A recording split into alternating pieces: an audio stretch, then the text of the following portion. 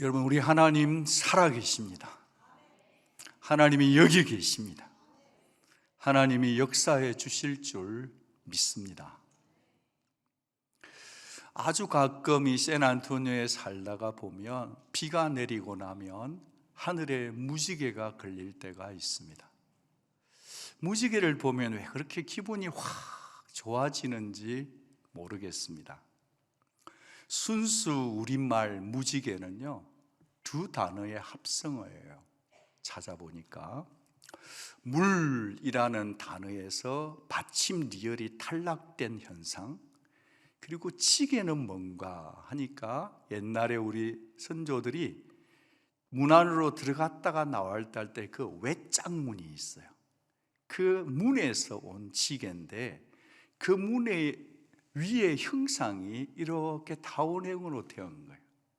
그러니까 참 예쁨을 좋아하던 우리 민족의 조상들이 무지개가 물에 반사된 물방울의 반사체인 것을 알고 물과 지게, 아름다운 그 지게를 합쳐서 무지개라 했으니 참 낭만이 있고 지혜가 있는 민족이었다, 그런 생각이 듭니다.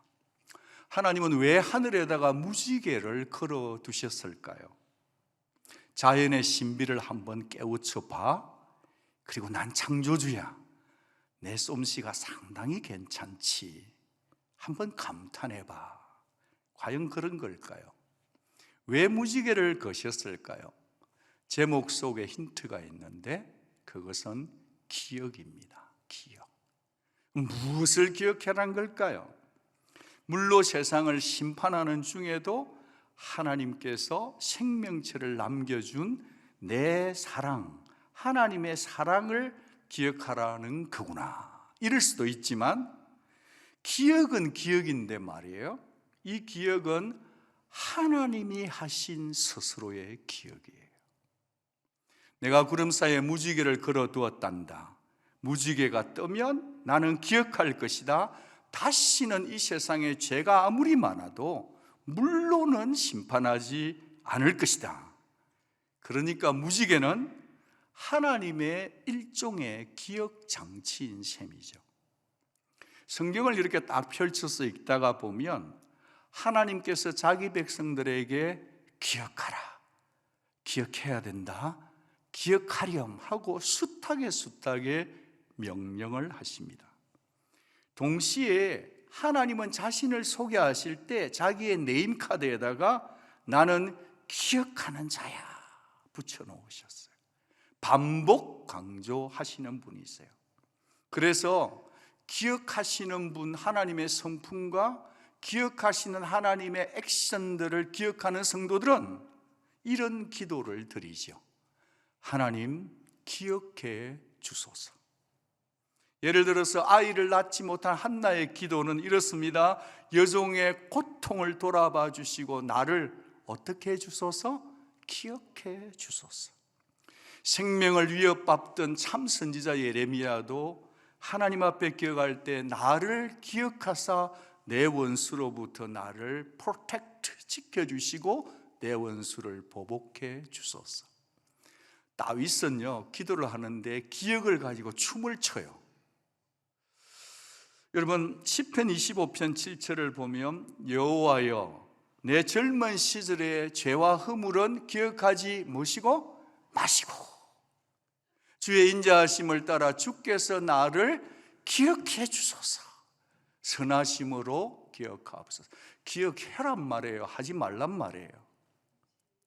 죄는 기억하지 마시되 하나님 내의 허물을 이겨내시고 주의 선하심으로 인자하심으로 나는 좀 무하소서, 기억해 주소서. 오늘 본문 속 이스라엘 백성들이 탄식하고 울고 부르짖고 있네요. 이들이 믿음이 좋아서 하나님 앞에 언약을 붙들고 막 기도하나요? 그런 분위기는 아닌 것 같아요. 그러면 도대체 왜 이렇게 울부짖고 있는가 보니까 그들의 부르짖음의 시작은 그들의 인생살이가 지독히도 고달팠기 때문이에요. 너무 고달프니까 울부짖고 있는 거예요. 오늘 본문이 그럼에도 불구하고 우리에게 잔잔한 위로를 주는 이유는 뭘까요? 그것은 우리도 신앙생활하고 하나님의 이름을 부르고 있지만 우리도 때로는 언약을 붙들지 못할 때가 있네요. 하나님이 우리를 사랑한다는 것을 깜빡 잊고 살 때도 있지만 25절에 하나님께서 이스라엘 백성을 돌아보셨다 하시니까 하나님, 예배드리는 저 좀 돌아봐 주세요. 하나님, 저 좀 기억해 주세요. 그런 바람 때문에 이 말씀이 읽기만 해도 은혜가 되는 것 같습니다. 여러분, 요즘 추우시죠? 그런데 기상 예보를 하나 하겠습니다. 요즘 봄이 오고 있습니다. 며칠 전에 목사님들하고 빵 먹으러 아침에 가는데 세상에 저쪽에 가는데 거기서 빨간 조그만 꽃들이 봉우리를 이렇게 피우고 있더라고요. 그래서 제가 목사님들에게, 목사님, 나무는 죽어가는 것 같은데 봄이 오네요. 그리고 어제 우리 짝꿍하고 동네 한 바퀴 도는데 세상에 거기에 꽃이 피더라고요. 여러분, 우리의 현실이 비록 춥고 몸뚱아리도 춥고 마음도 춥고 있을지라도 여러분, 봄은 오고 있습니다. 그러니 우리가 어떻게 하면 다시 봄을 주시는, 만물의 생기를 주시고 우리 영혼을 살려주실 하나님을 의지할 수 있을지, 그리고 내가 믿는 하나님은 어떤 하나님일지 그분의 성품을 알아 우리가 그 성품을 의지하고 하나님의 이름을 다시 부르는, 하나님을 다시 믿는 우리 온누리 가족 되기를 바랍니다. 그런 차원에서 오늘 말씀은 영적 교훈이 있는 것 같아요. 여러분 잘 아시는 대로 요셉으로 인해서 70인의 후손들이 애굽으로 내려갔어요. 아이고, 요셉이 국무총리니까 얼마나 대접받고 떵떵거리며 호사를 누리고 잘 살았겠습니까? 그런데 시간의 흐름 앞에 요셉도 죽고 나니까 요셉을 모르는 새 왕이 되었어요. 좋은 시절 계속되었을까요? 끝났을까요? 이제는 막 허리가 굽혀지는 겁니다. 노예살이가 그런 고통, 고역이 없는 거예요. 그래서 오늘 우리가 읽은 23절 본문은 이렇게 시작돼요. 여러 해 후에 애굽 왕은 죽었고 이 왕은 모세를 죽이려 했던 투트모스 3세로 추정해요. 새로운 정권이 바뀌면 누구나 다 정략, 공략을 걸기 때문에 이스라엘 백성도 한 가닥 희망을 걸었었지만 현실은 훨씬 더 어렵고 탄압이고 고되고 고통스럽고 노예 생활이 힘들어지니 그제사 이제사 절박하게 도울 하나님을 향해 울부짖고 있더라. 펜실베니아에 가면 사이트 앤 라이트라고 하는 크리스찬 뮤지컬 하는 큰 극장이 있어요. 언젠가 거기에 한번 갔는데 때마침 보게 된 것이 모세스였습니다. 그때의 기억을 추억해 본다면 앙상하게 뼈밖에 남지 않은 늙은 아버지를 이 애굽의 군인들이 회초리를 때려대니까 자식이 보는 눈앞에서 그 늙으신 분이 픽픽 쓰러지는 거예요. 아버지하고 따라가서 붙들려고 하니 내 등짝에도 애굽의 회초리가 날아오고 발길질이 계속되는 그 장면이 있습니다. 그때 그 뮤지컬 가수는 이렇게 노래하죠. 하나님, 당신은 우리를 보고나 계십니까? 하나님, 우리가 언제까지 기다려야 합니까? 도대체 언제까지 더 참아야 합니까? 하나님, 당신의 마음은 돌 같군요. 하나님, 당신은 계시기나 하시나요? 보고나 계시나요? 했던 장면이 떠오릅니다. 할아버지도 그 노래를 부르다가 돌아가시고 아버지도 그렇게 부르짖다가 응답받지 못하고 죽고 말고 손자가 어른이 되어도 그 노래를 부르다가 죽고 가는 길고 긴 세월 앞에서 이스라엘 공동체에게 남겨진 유산은 절망이었습니다. 탄식이었습니다. 눈물이었습니다. 울부짖음이었습니다. 여러분, 그렇게 긴 수백 년의 세월이 지나왔으니 하나님 신앙, 하나님 언약 같은 것을 자손들이 대대로 이어가기가 참 쉽지 않았더라. 게다가 너무 지옥 같은 비참함과 먹고 살기가 너무 힘드니까 하나님 말씀 붙드는 것은 더더욱 어렵더라. 우리 역시도 이 땅을 살아갈 때 너무 고난이 심하고 너무 몸이 많이 아프면, 끝이 없으면, 소망의 빛이 보이지 않으면 우리의 믿음이란 게 얼마나 자주 흔들흔들거리고 내 믿음이 이만큼 떨어지는 것 때문에 우리도 놀랄 때가 있지 않습니까? 그런데 말입니다. 23절 말씀은 부르짖는 이스라엘 백성의 소리가 하나님께 상달되었다, 올려졌다 하네요. 그 고된 노동으로 말미암아 부르짖는 소리가 하나님 앞에 뭐 돼요? 상달되더라. 하나님이 드디어 들어주신 것입니다. 이 속에, 들어주심 속에 우리가 좀 챙겨야 될 영적 교훈이 있더라. 그 부분을 여러분과 나누고 싶습니다. 첫째로, 기억하시는 하나님, 우리를 향한 그 하나님의 영적 레슨은 뭘까? 첫째는 우리가 낮아질 때까지 하나님은 기다리신다라는 겁니다. 우리가 낮아질 때까지 하나님은 기다리세요. 예, 당연히 하나님의 뜻과 경륜은 하나님 뜻대로 거대하게 진행되겠지요. 근데 저는 제게 주어진 묵상은 이것입니다.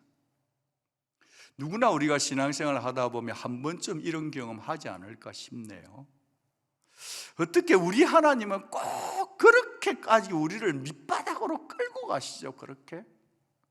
어떻게 그렇게 딱 한 발짝도 옮길 수 없는 벼랑 끝에다가 우리를 세워두고 계시죠? 어떻게 그렇게 극한의 상황 속까지 우리를 계속 데리고 내려가시죠? 그런 생각을 치울 수가 없더라는 겁니다. 가혹하리만큼 아픈 현실 속에, 이 차가운 이민자의 삶 속에 눈물의 기도밖에는 아무것도 할 수 없을 때까지 그렇게 데려가셨다가 그때 가서야 하나님이 내 손을 잡아주는 것 같더라. 근데 누가 이렇게 얘기를 하더라고요. 그게 아니다. 사실은 우리가 그때 가서야 비로소 하나님이 내민 손을 잡은 거다. 하나님은 오래전부터 우리를 향해 참으로 손을 내밀고 계셨는데 우리가 우리 마음대로 원하는 대로 살다가 그런 부정적인 생각하다가 비로소 너무 힘을면 내민 손을 잡은 거더라. 24절 25절을 보시면 하나님께서 부르짖는 백성들을 향해서 여러 가지 액션들이 눈에 쏙쏙 들어오네요. 24절, 하나님이 그들의 고통의 소리를 들으시고. 여러분, 굳이 C.S. 루이스의 글을 가져오지 않더라도 하나님은 우리가 참 잘되고 평통할 때는 휘파람을 부시지만 우리가 고통 속에 있고 힘들 때는 사랑한다고 트럼펫을 부신다는 그 말을 인용하지 않더라도 하나님은 언제나 당신의 크신 길을 저와 여러분을 향해서 주고 계신다는 것을 믿으면 어떨까요? 25절, 하나님이 이스라엘 자손을 돌보셨고 하나님이 그들을 뭐 하셨더라? 기억하셨더라. 원어적인 의미를 보면 돌보셨다는 것은 눈을 사용했다는 의미예요. 눈으로 살펴보신다는 거예요. 할아버지 할머니가 손자를 뚫어지게 쳐다보고 계시듯이 기억하셨다는 의미는 다 아셨더라는 의미에 가까워요. 다 아셨다. 근데 이 의미는 그냥 단순히 잊지 않고 아신다는 정도가 아니네요. 도리어 잊지 않았다 정도를 뛰어넘어서 깊은 친밀감 속에 다 아신다. 모르는 게 없다. 그 아신다는 의미예요. 3장에 가서 모세를 부르실 때 하나님 자신의 마음을 이렇게 표현하죠. 내가 내 백성의 고통을 분명히 보고 부르짖음을 듣고 그 근심을 알고 내가 내려가서 건져내고 인도하여 너희를 약속의 땅으로 데려가려 하노라. 저는 이 말씀 출애굽기 3장을 묵상할 때 구약의 하나님이 신약의 우리 주 예수 그리스도의 이 장면이 클로즈업이 되었습니다. 제자들이 갈릴리 바다에서 괴롭게 노를 젓고 있을 때 예수님은 산에서 밤새도록 기도를 하실 때입니다. 멀리 산에서 보고 계신 주님께서는 깊은 밤 삼경이긴 했지만 제자들이 괴롭게 노를 젓는 것을 다 보셨어요. 그들의 괴로움의 소리를, 베드로의 죽겠다 하는 소리를 들으셨단 말이에요. 산에서 내려가서 바다 위로 걸어가셨단 말이에요. 그러면서 그들에게 다가가셔서 그들을 소원의 항구로 인도하신 예수 하나님, 구약의 하나님이 신약의 하나님으로 이렇게 당신의 사랑을 동사로, 사랑으로 표현해 내신 줄 믿습니다. 구약의 하나님, 신약의 하나님이 오늘 저와 여러분의 하나님인 줄 믿습니다. 그분이 들으십니다. 그분이 보고 계십니다. 그분이 아십니다. 그분이 여러분을 다가가 주고 계십니다. 그분이 여러분을 건져내십니다. 그분이 여러분에게 꼭 맞는 약속의 땅으로 인도에 가고 계신 줄 믿으시기 바랍니다. 이스라엘 백성의 온갖 응어리, 한을 다 아시는 하나님, 그들의 애타는 탄식과 풀 수 없는 슬픔과 지덕여진, 찢겨진 마음의 아픔과 억울함을, 절망을 다 알고 계신 하나님, 그 하나님이 그들의 부르짖음을 줄곧 처음부터 다 듣고 계셨다고 한다면 우리 속에는 우리도 모르게 이런 질문이 떠오르잖아요. 생기잖아요.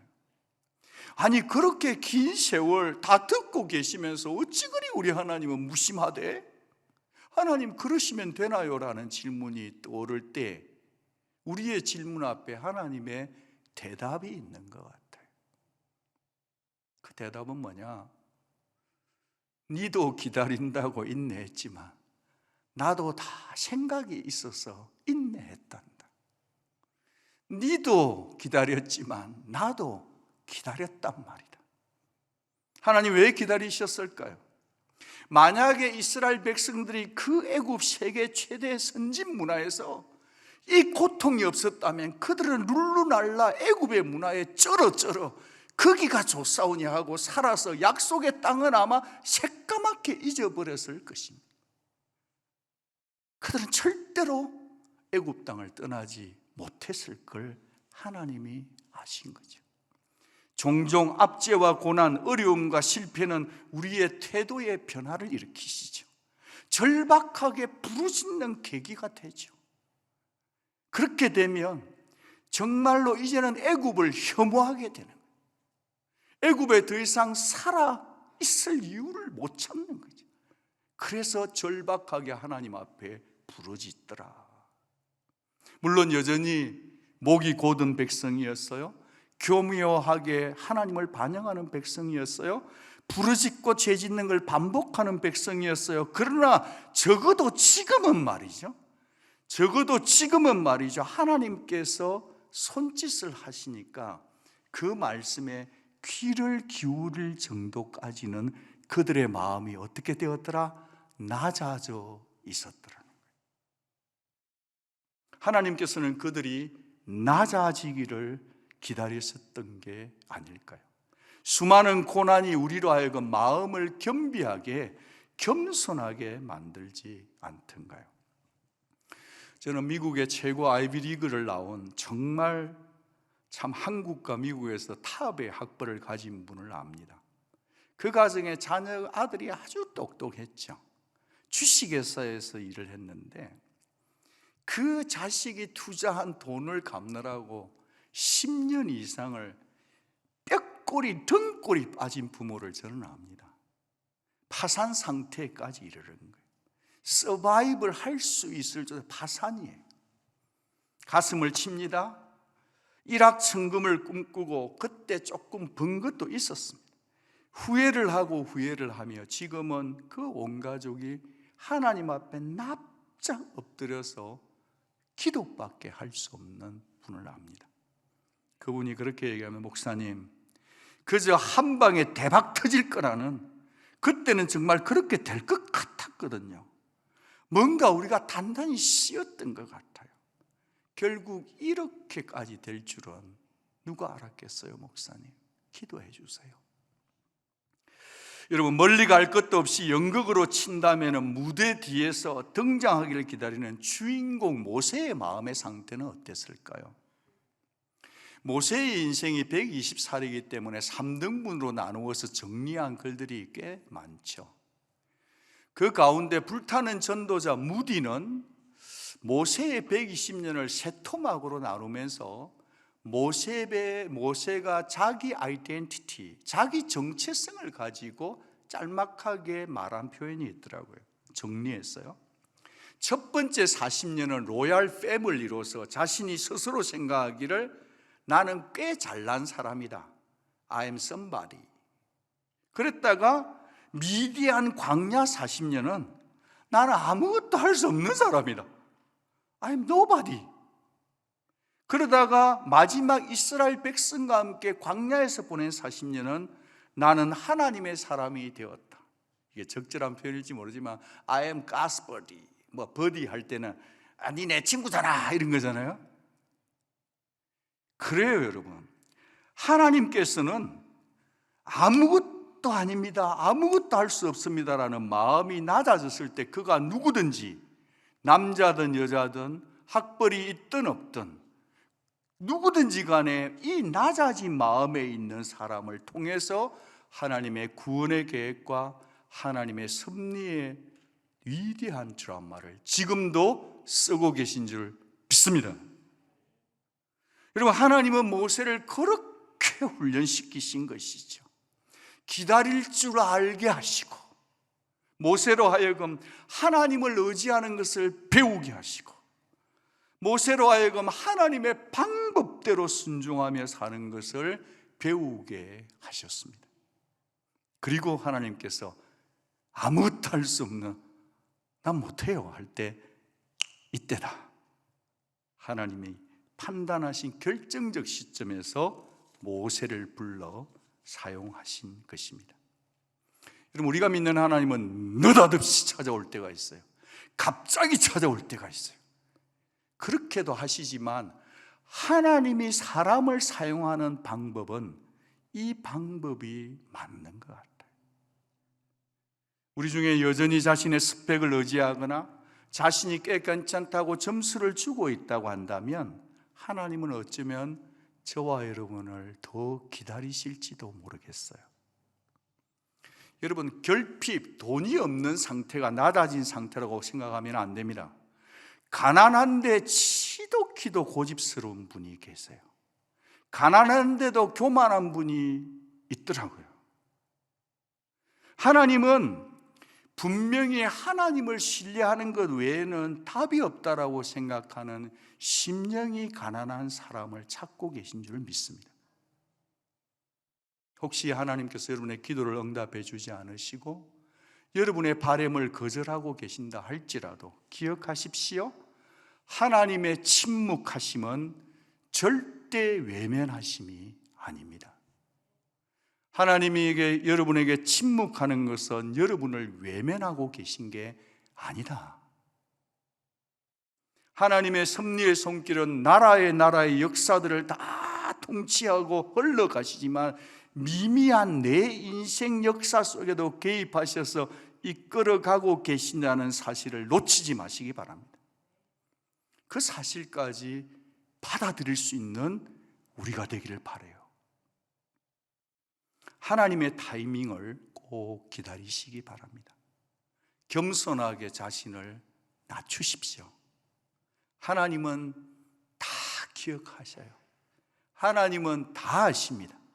한 가지, 우리 마음의 무게를 하나님의 저울에 달고 계시는 겁니다. 하나님은 과거에도 그랬고 지금도 그렇고 앞으로에도 마음이 가난하고 겸손한 사람과 일하십니다. 두 번째로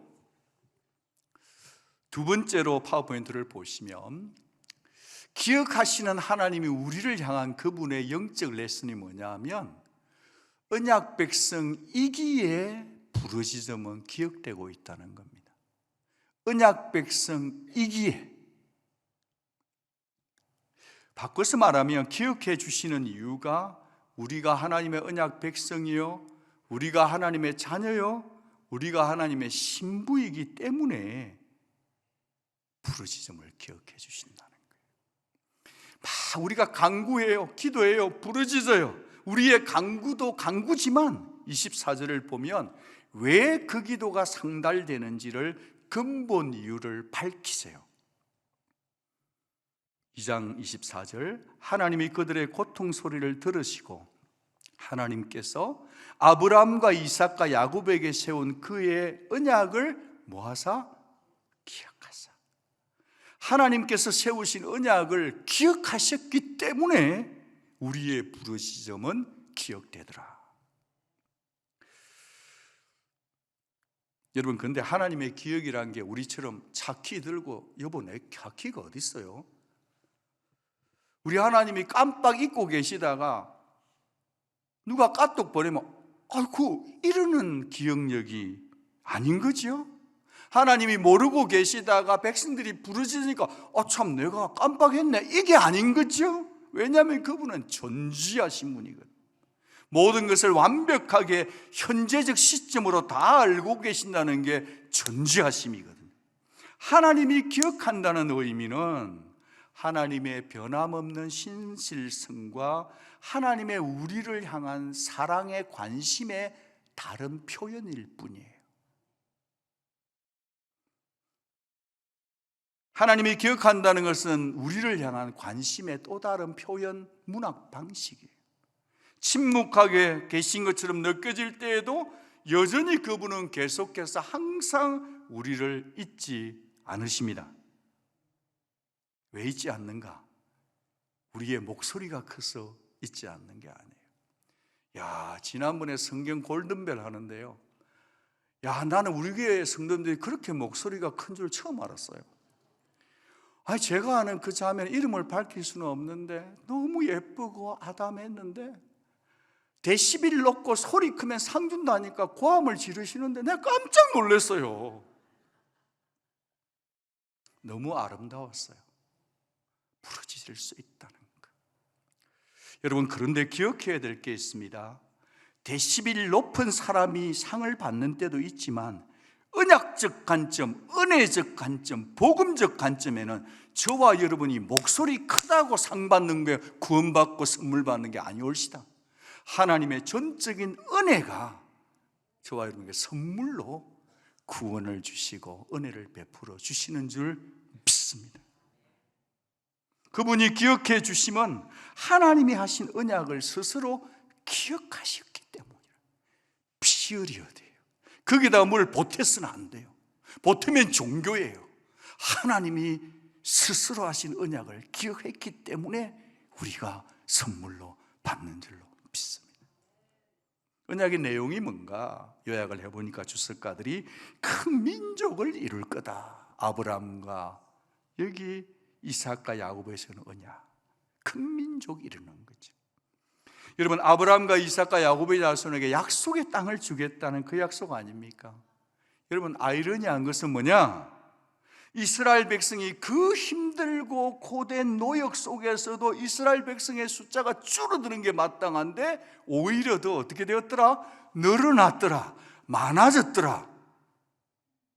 부부끼리 손잡을 시간 눈도 애기들은 자꾸 생긴단 말이에요. 무슨 얘기죠?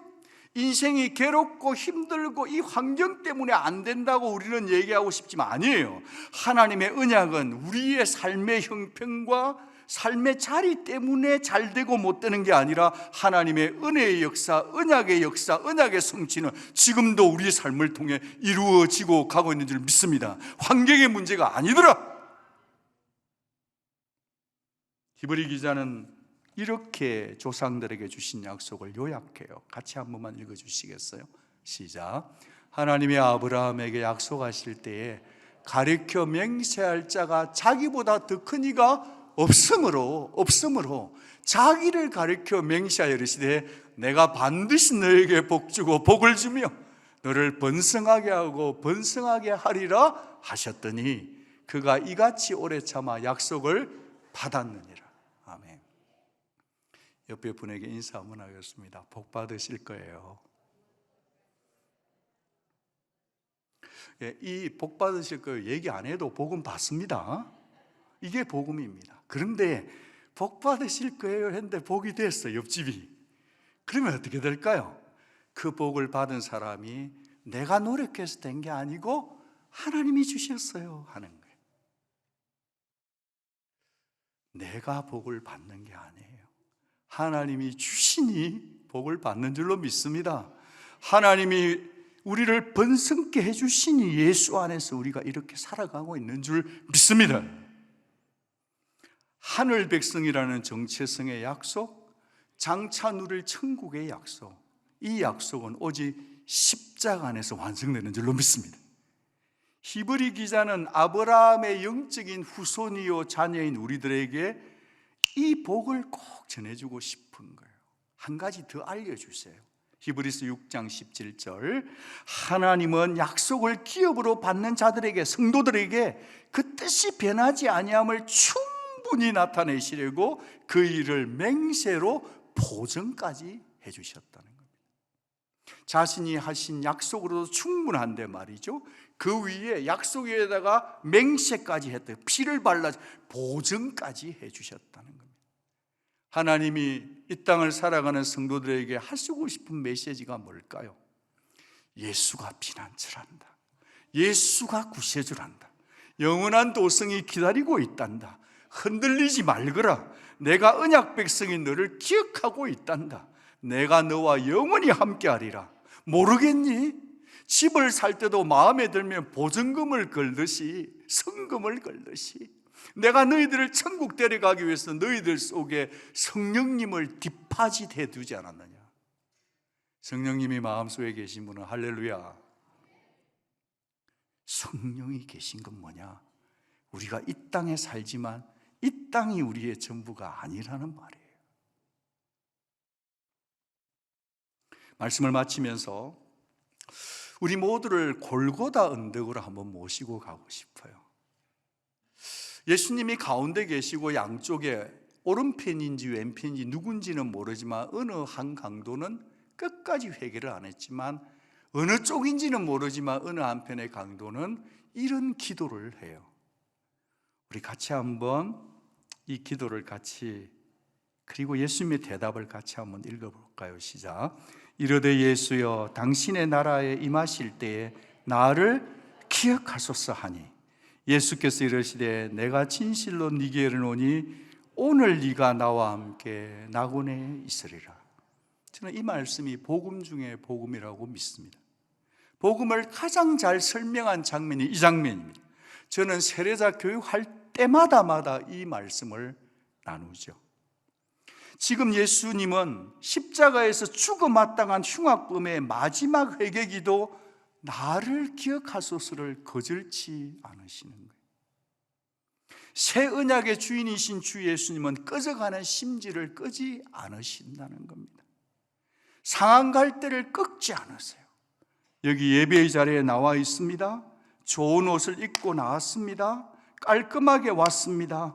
그러나 남모르는 꺾인 갈대도 있을 수 있고 꺼져가는 심지 같은 마음이 있을 수 있다면 이 시간에 여러분의 기도는 주여 나를 기억해 주소서, 이 기도여야 될 줄로 믿습니다. 여러분의 자녀를 향한 기도, 여러분의 건강을 향한 기도, 그 기도가 무엇이든지 간에 오늘 저와 여러분의 기도는 주여 나를 기억해 주옵소서. 그러자 그 기도를 들으시고 주님의 대답은 오늘 네가 나와 함께 낙원에 있으리라. 이놈아, 네가 천국 가고 싶냐? 세상 살 때는 그렇게 도둑질하고 나쁜 짓하고 음행하고 다니더니만 내려가서 너는 좀 회개하고 오너라, 세례받고 오너라 하지 않으시고 오늘 네가 나와 함께 있으리라. 주님이 기억해 주심으로 말미암아 그 흉악한 죄인이 바로 그날 세례받고 남이 아니라 바로 그날 어디 있어요? 십자가 산 꼭대기에서 주님의 품에 영원히 안기움 받은 줄로 믿습니다.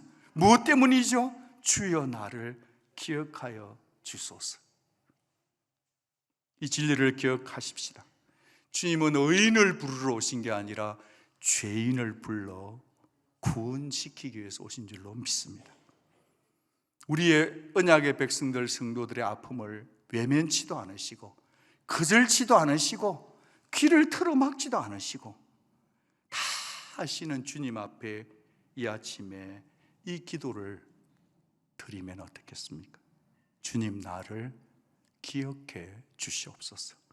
주님 품에 안길 그날까지 저도 주님께서 저를 기억해 주는 그런 남은 인생을 살고 싶습니다.